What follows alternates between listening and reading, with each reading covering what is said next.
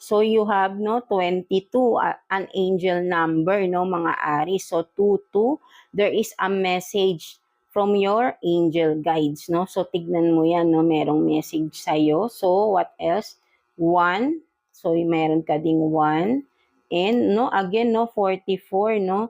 Angel number again. So meron talagang message ang iyong angel guides for you, mga Aries natin, no? So yan, no? Kapag nakakita rin kayo, no, so maybe lagi na rin kayo nakakita talaga ng mga angel numbers, no? So, ibig sabihin lang din nun, ang nandiyan palagi yung mga guides, no? Yung mga angel guides ninyo ay ginagabayan kayo everyday, right? No? So, but then, if you, again, no, see this number, no, repeatedly within this week, mga Aries natin, so, may marireceive kayong good news, no, positive news, no, something like that, no, within this week, no.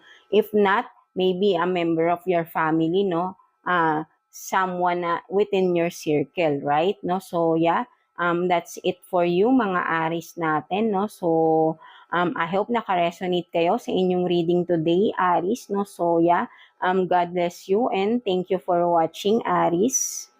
So yeah, no, let's continue with you, Leo. So kamusta kayo dyan, mga Leo natin? So tignan natin, no, career situation ninyo, mga Leo. So, yeah, kuha tayo ng 3 cards for Leo. 3 cards for Leo, please. For Leo. So, yeah, 1, 2, 3. So, yan. Tignan natin yan. So, you have this lover, enemy, friend, help, no? So, yan, no?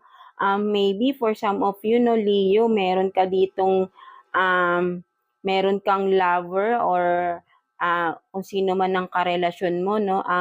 Ang kaaway mo palagi, no? Maybe ay lagi kayong conflict nito, no? At nakakaapekto yun sa inyong business. Maybe ay business partner din kayo ng person na ito, no? So, and then, for some of you naman, Leo, you have this friend who is nakakatulong sa inyo lalo na sa inyong finances, no?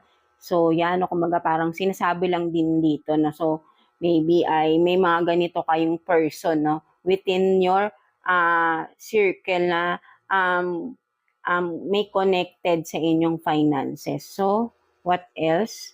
So gain more knowledge, no? So yan, no, Leo, no? So sinasabi dito, gain more knowledge. So maybe ay kung sa business man, maybe kung for some of you,